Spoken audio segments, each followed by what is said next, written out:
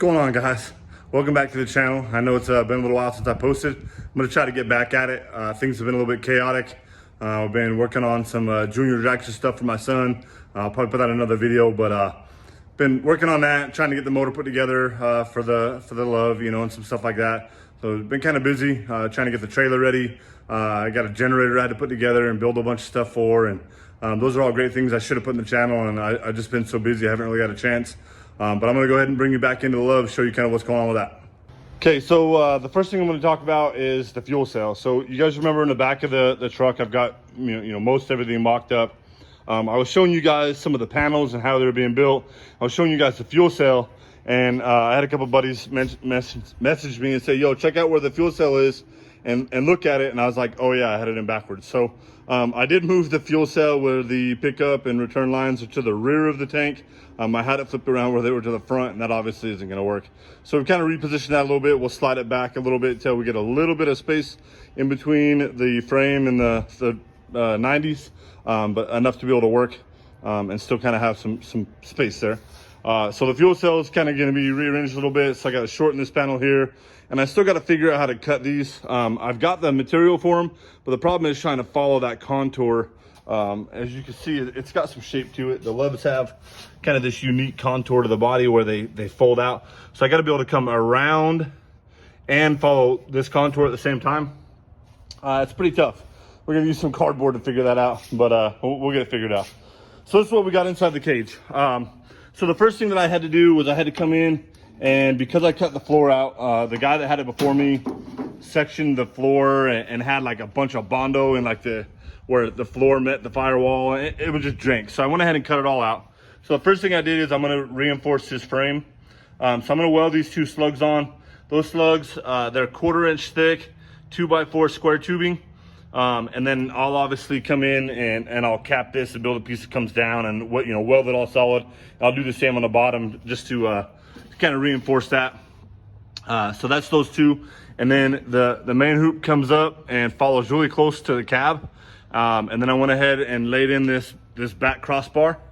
And now what I'm working on is this hoop here and getting it in for that funny car cage. So that's kind of generally in place. Kind of show you that a little bit better.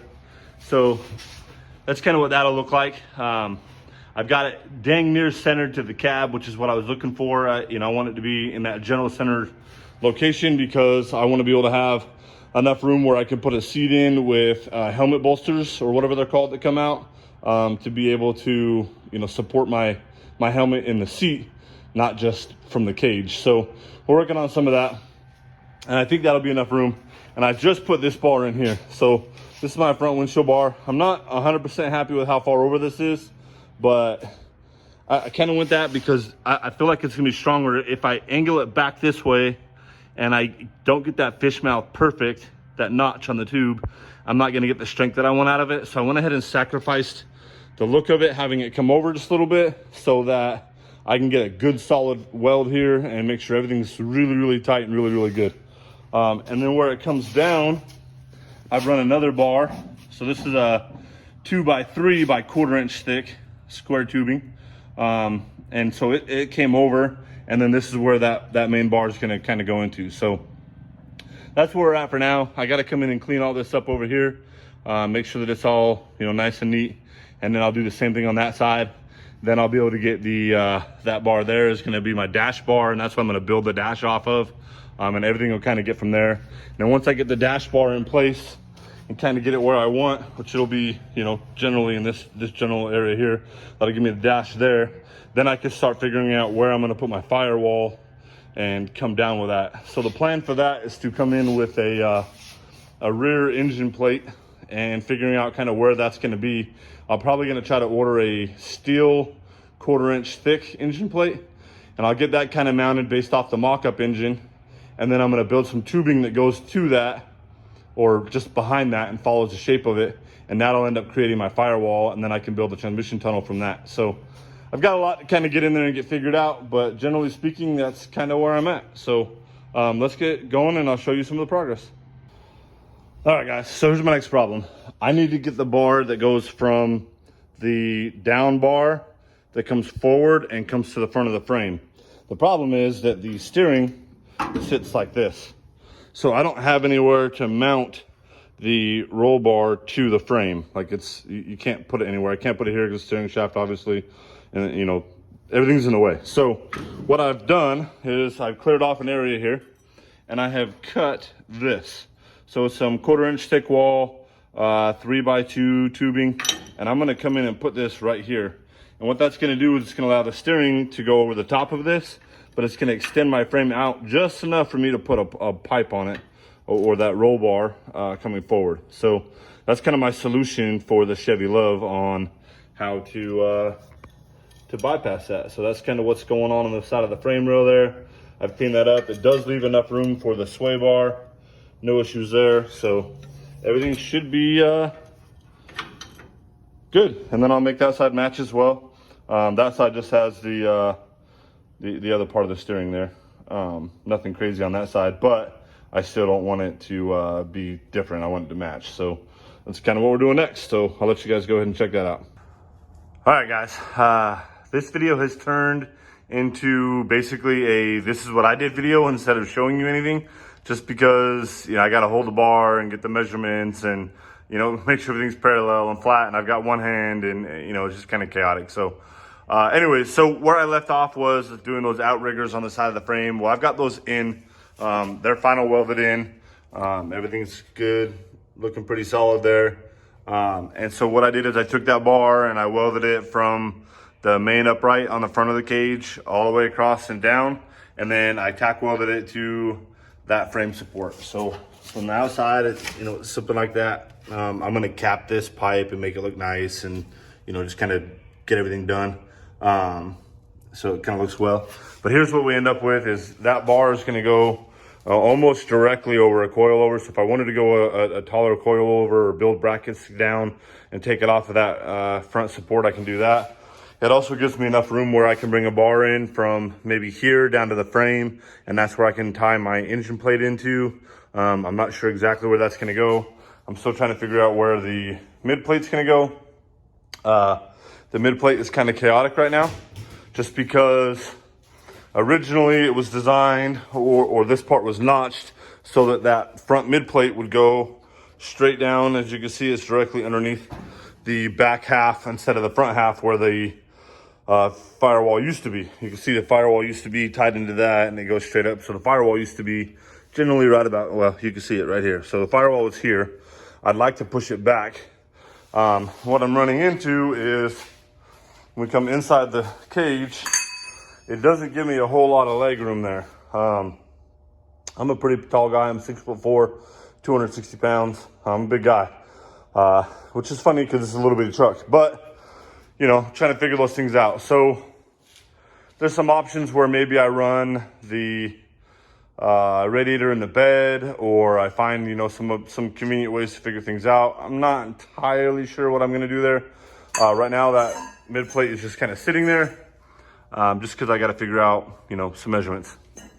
Now, I also realized that if that's the mid plate, you know, the block's gonna come up, you know, fairly high, and then the head, so I was gonna put my cylinder heads, you know, fairly close to that cowl.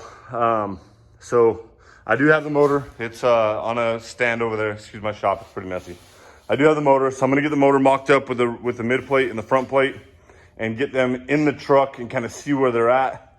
Then I can get some measurements based off of where the harmonic balancer is gonna be, you know, kind of where I'm gonna be with all the accessory drive on the front of the engine compared to the radiator, and then will I have enough room to run a cowl on the radiator? Yeah, just different things. So it's kind of where we're at with that.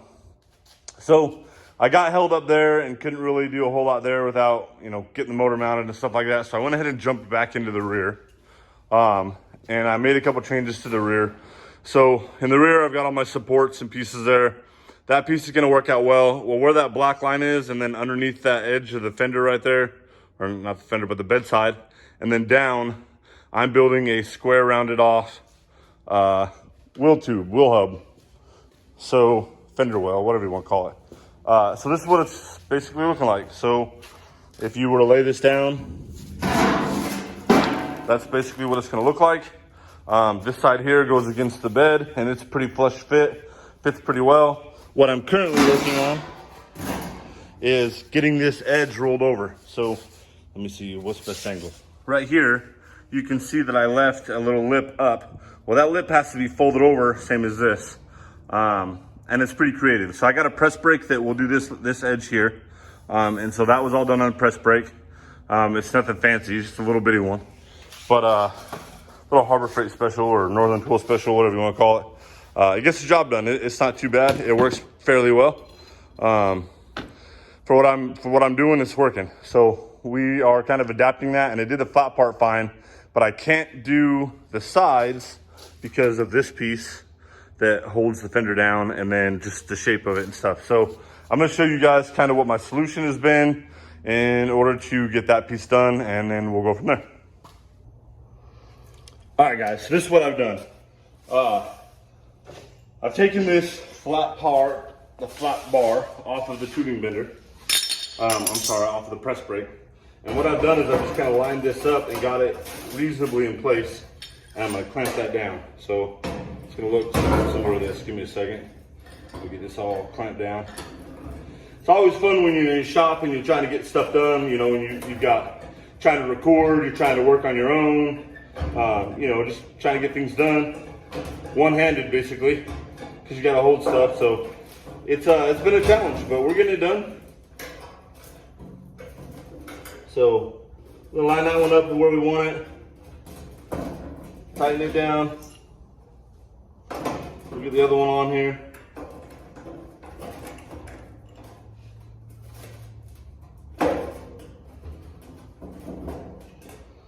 Get it tightened down. Okay, what I've done from there is I've gone over and I've gotten a body hammer. I just got like a kind of a whatever body hammer set, and I'm just kind of tapping that down real slow, getting it over where it will follow that bend of that straight bar. So let's see what that looks like.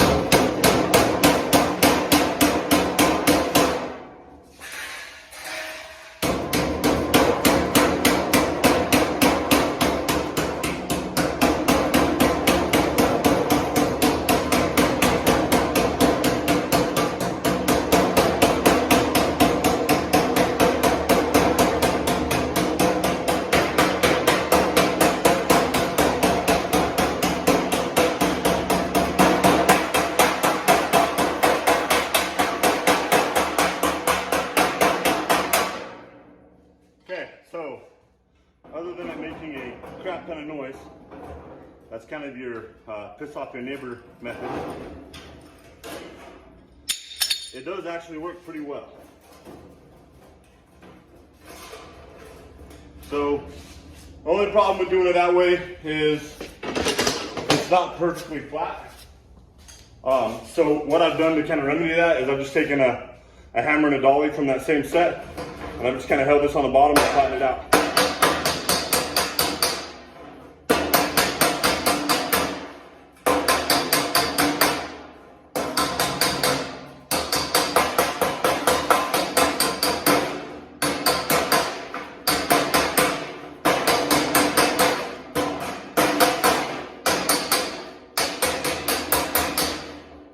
And that gets it pretty well. So for the most part, that's kind of the easiest way that I found to do it. What you also end up with is a little bit of overlap right here. And I'm gonna have to go in and clean them up. So what I did on the other side was I just cut this at the angle that I knew that it would need to fit at. So I'll do the same thing, and I'll come in here.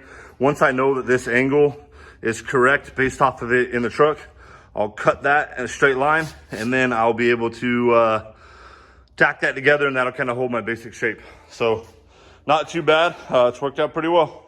Let's get in the truck, see what it looks like. All right, so this is what it looks like in the truck. So I've got a main brace that goes across there. You can kind of see it from underneath.